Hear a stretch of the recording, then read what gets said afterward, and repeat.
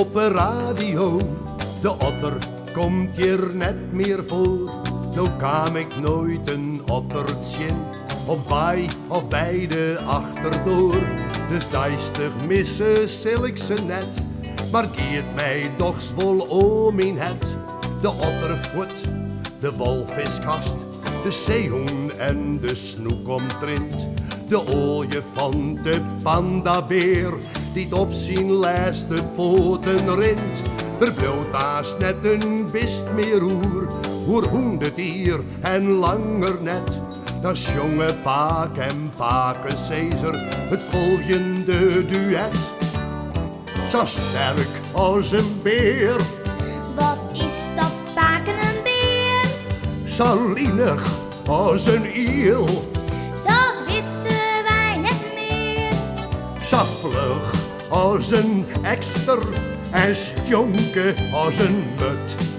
Van wat u Paken zijt, begriepten ben geen wut. Een wannestap, een bokkensprong, een hazenslipke, een slakkengong.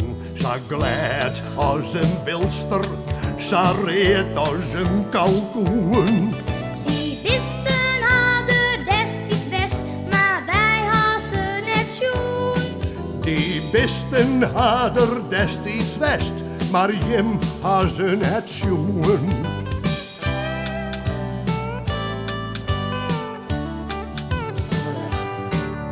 De vrouw wie doen nog prachtig, maar dat hadden wij vergoed verpest.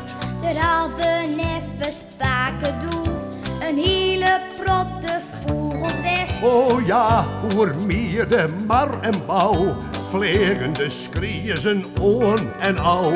En net alleen hier bij us, maar oer de hele wiede vrood, zongen de jurken in de loft en keeltjes in het groene woord. En overal visjes in de zee en kikkers in de boerensleed. Het is mij al die mooie dingen akelig beteerd. Zo grutsk als een pauw, Daar liet wij niet van nou. zo gleun als een leeuw. Dat is uit een oren eeuw. Zo doof als een kwattel en sieren als een mosk. En eine pieken waar en flinters in de bosk. Een eine koer, een koekoeksklok, de kneppel in het hindehok. En overal nog beesten en vogels bij de roes. Nou binnen wij alleen nog, zo eer als een loes.